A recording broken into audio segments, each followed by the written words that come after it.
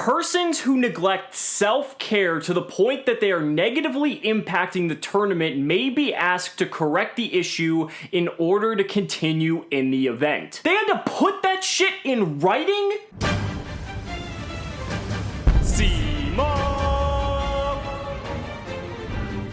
What's going on, guys? It's Cimo. So yesterday, Konami released an updated tournament policy, which is essentially like the rules and regulations that we all have to abide by as players, kind of how to run a tournament, different things like that. And this isn't exactly something we see very often, but there are some very key changes that I wanted to discuss because some of the things that are updated actually impact the game in a monumental way and actually affect how some cards interact. So I wanted to make sure that if you guys are attending a tournament of any kind, you guys are aware of these changes just so you don't get screwed over because you didn't know them. And speaking of tournaments to attend, if you are going to be in the Fort Worth area on April 20th and 21st, I am going to be doing live stream coverage of the Pro Play Games Tour event. It's a 3,200 cash prize pool and it's going to be a ton of fun. I'll have a link down in the description if you guys want to go ahead and pre-register and make sure you're signed up now to get all that awesome swag. But without further ado, let's go ahead and get right into these changes. So the first change I wanted to discuss is in regards to communication and kind of what it means to commit to a particular move. Now, you might have heard this term thrown around every once in a while,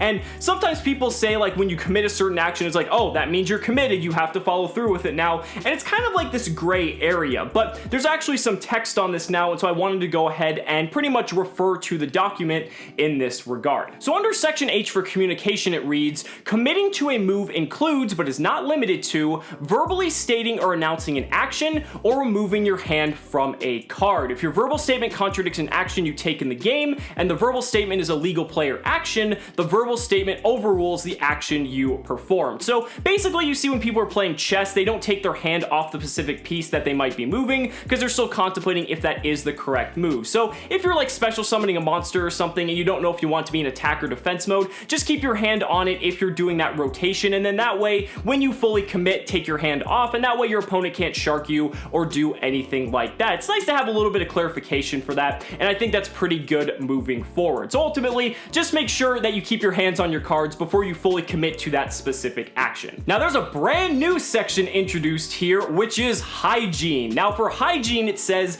you are expected to be clean when you enter a tournament. Neglecting to wash or put on clean clothes contributes to an unpleasant atmosphere at the event, as the tournament can be crowded and the day can be long. Persons who neglect self-care to the point that they are negatively impacting the tournament may be asked to correct the issue in order to continue in the event. I think the funniest thing about this is that this actually had to get to the point where we put this in writing. Like, is it that difficult for people to take a shower? Like, evidently it is, otherwise they wouldn't have actually gone out of their way to put these two statements under an entire section in their tournament policy documents. But overall, I think this is a good thing because that way it's going to kind of ensure that people, I mean, I wouldn't say ensure, but at least it's going to hopefully motivate people to actually shower before going to events now. I just really can't believe it's gotten to this point. I think that's fucking ridiculous. Now, moving on to the next section, special assistance. Now, if you guys remember a while back, I did a video about tournament tips for players with disabilities, and this was because I found it very difficult to find the resources necessary for someone with disabilities to be able to go and enter, you know, a tier 2, tier 3 event, and so I wanted to make a video just as a resource that people could use for that. So now they actually have a more dedicated section, and I just wanted to repeat this in case anyone happens to be watching who maybe has like a physical disability, mental disability, or anything, and may feel that they cannot play in any of these events. The text says, if you require any special assistance at a tournament, such as a designated seating area, accommodations for an aid or service animal, etc., please speak to the head judge or tournament organizer during the registration process. You may also contact the tournament organizer ahead of time to best ensure that your needs can be met. Now, again, very simple, and it may seem like kind of like a no-brainer, but if there is anyone watching, I just want to let you guys know that you can play Yu-Gi-Oh! They are more than willing to accommodate you, and I think that's really awesome that they're willing to go out of their way and do that. Now, the next section covers card sleeves. Now, there's a lot here, so I'm going to quickly read it, and then we'll break it down bit by bit. So, it says, you may choose to use plastic card sleeves to protect your cards during the course of a tournament. All sleeves in the main and side deck should be identical in terms of color, wear, and design, and all cards must be placed into sleeves in the same direction and hand manner. You may not double sleeve your decks or any part of your deck. Only one sleeve may be used on each card, which includes cards used as tokens. You may only have one card in each sleeve. You may not have anything else in the card but that sleeve. Sleeves with highly reflective backs are not allowed. Sleeves with holographic fronts are not allowed. And sleeves with designs or artwork on the front are not allowed. Now, I think the funniest thing about this is that when they talk about sleeves having reflective backs are not allowed, have you guys seen these official Konami sleeves and how reflective these are? So I don't know if they're gonna have like any issue with these Kaiba Corp sleeves, but I think it's funny that there's a official product that actually kind of is like in the gray area for one of their specific new policies. Another thing is that they're talking about cards with holographic, or excuse me, sleeves with holographic fronts, and this is particularly kind of in reference to the Imperium Duelist brand of sleeves, because I guess people were like getting seizures from them or something. I'm not exactly sure, but apparently you're not allowed to have any sleeves that have like, you know, DT type foiling or anything like that on the front. So just be wary if you do have those sleeves. You are going to need to use different ones if you plan on entering any sort of sanctioned event. Okay, now we're gonna get to the big stuff here. This is probably where we're gonna spend a majority of the video, because this is probably the most controversial change out of all the new changes on this tournament policy document. So under section N, card hand deck verification. With the exception of cards selected by a search effect, you may not search or verify any of your opponent's private knowledge locations, such as hand, deck contents, or face down cards, unless you are otherwise directed to do so by a card effect. Additionally, you may not ask a judge to search or verify your opponent's hand, deck contents, or face down cards unless there is supportable evidence that your opponent may be cheating or that there may be a valid deck-related issue. Now, this is really big, and we're going to go into some examples here that they go ahead and provided for us, but I'm also going to give you guys some other examples as to why this change is very, you know, negatively perceived by the community. So, moving on to their examples. So, I think one of the biggest ones here is a duelist activates the effect of Mystic Tomato. Upon searching his deck, he realizes that he does not have a legal card to special summon.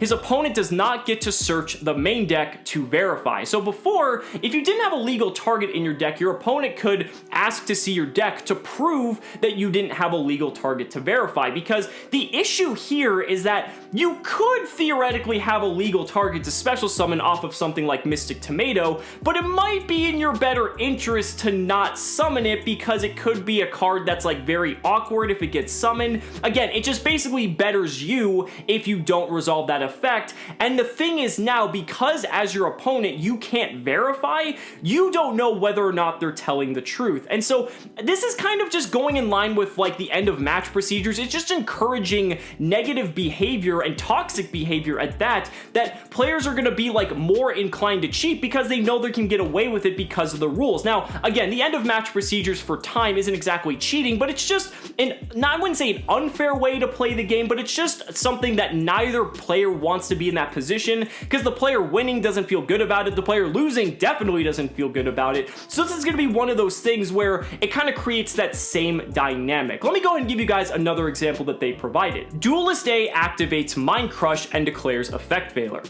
Duelist B says she does not have Effect Veiler in her hand. Duelist A does not get to see Duelist B's hand to verify. Duelist A cannot call a judge to verify Duelist B's hand unless there is supportable evidence that your opponent may be cheating or that there may be a valid deck-related issue. So this is kind of what everyone's freaking out about. Mind Crush has actually been one of the most powerful cards ever in this game, not because of the fact you get to rip a card out of your opponent's hand, but because the knowledge you receive from being able to see all the cards in their hand, and by also verifying that they don't have any more copies of that card in their hand. And the reason why this is such a big deal is because let's say you're going to call something like Sky Striker Engage that your opponent has off of Mind Crush, and that's something we've actually seen in this past format when Sky Striker has been legal. So let's say you know your opponent searched it, or maybe they added it back off of like a Kagari or something, and then they discard that copy. Well, let's say they have 4 other cards in hand, but they claim that they only had 1 copy of engage, if they have any way to draw a card like, say, Upstart Goblin or maybe Metal Foes Fusion or anything like that, they can just claim that, oh, I drew my second copy of engage off of, you know, that Upstart Goblin or off of that Metal Foes Fusion when it was in their hand the entire time. And there's no way to prove this otherwise. The only way to actually prove it would be if you verified their hand and saw for a fact that they did not have another copy of engage and that they did in fact top deck it off of that Upstart Goblin or Metal Foes Fusion. Again, it just creates this uncomfortable dynamic between the players that I don't want to say it encourages toxicity, but it's like enabling it to pretty much be much more prolific than it currently stands. We've already seen again like how the end of match procedures has kind of encouraged behavior in this manner, and I feel like this is kind of going in that same direction, and I really don't like that. Not to mention, it also makes a card like Mind Crush virtually unplayable now because, yeah, you could still rip cards out of your opponent's hand, but again, most players wanted the knowledge of what was in their opponent's hand because that basically allows you to play around every card they have, and basically if you know every deck in the metagame, you know how their turn is going to play out almost verbatim, just solely judging by what cards were available in their hand. That was what was good about Mind Crush, but because Mind Crush doesn't specifically say, oh, you don't look at your opponent's hand and discard that card, then it pretty much is going to be absolutely worthless, and a lot of people aren't really necessarily going to be playing it. It's not necessarily relevant in the current metagame, but Mind Crush is one of those cards that people always have their eye on just to maybe side deck or sometimes even main deck if the meta gets to that point.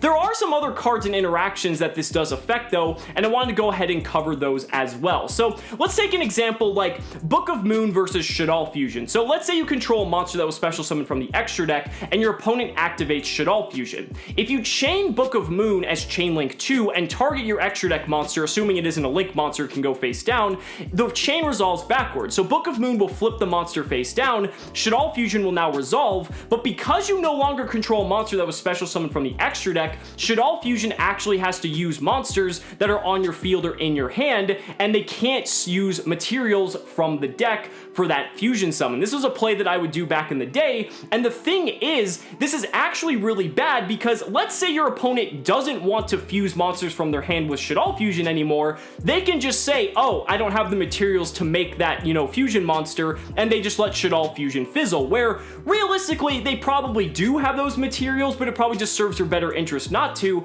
And again, there's no way to verify this. You can't call a judge, you can't have your opponent reveal their hand to show that they cannot commit to that fusion summon, so it just creates, again, an unhealthy environment in that respect.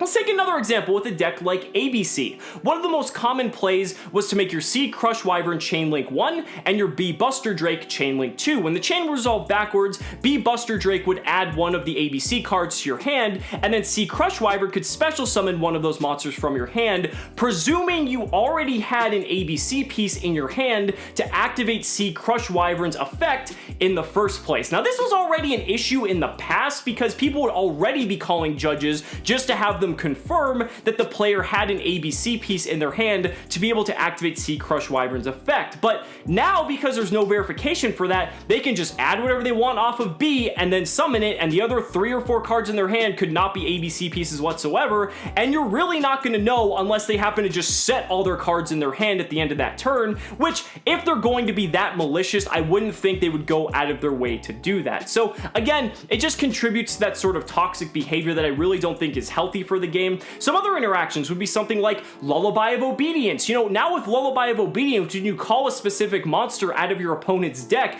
they could just say, oh, I don't have any, or, oh, I side decked it out, so you can't use Lullaby to take it and add it to your hand or special summon it to the field. Now, depending on the type of card you call, it might not be as likely, because if you're calling like an engine piece, like, you know, a Trickstar monster, or something that's pretty much native to their deck's entire central strategy, then it's more than likely they're gonna have it. But maybe you say you call something like Phantasme or a Hand Trap, and you're trying to get that out of their deck, then arguably, if they did side those out, it's kind of hard to say whether or not they're telling the truth. They could also have multiple in their hand, and I guess that would give some information away in that respect, but again, because of side decking, it gets really convoluted. Now, the last example I want to give is with a card like Evenly Matched, and this is kind of just one of the most disgusting ones out of all of them. So for instance, let's say you go to battle phase and you go pretty much have no cards on your field, just just entering the battle phase, assuming you're going to evenly match your opponent. Your opponent flips Mind Crush, calls evenly match, and you say you don't have it. Now,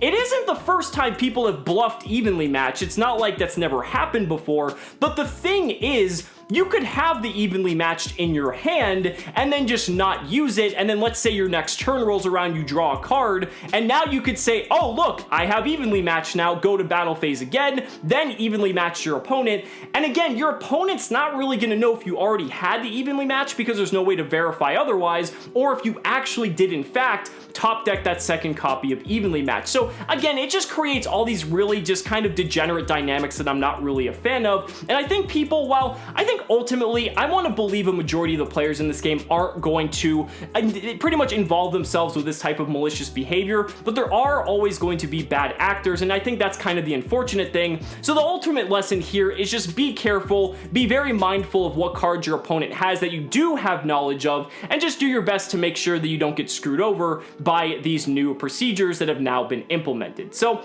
guys, those are just my thoughts. Let me know down in the comments what you guys think about this new tournament policy, and if there's anything else that stands out to you, I'd really love to hear your thoughts. Definitely make sure you read up on this so you know what's going on, and ultimately I hope you guys have a really good time at any tournaments coming up. So guys, thank you so much for watching the video. Be sure to like the video as always, subscribe to the channel for more amazing Yu-Gi-Oh content, and if you found this video helpful, consider supporting me on Patreon or becoming a YouTube channel member, because just by showing your support in any way that you can, you're investing in my ability to continue bringing you amazing Yu-Gi-Oh content. So thanks so much again, and we'll see you next time.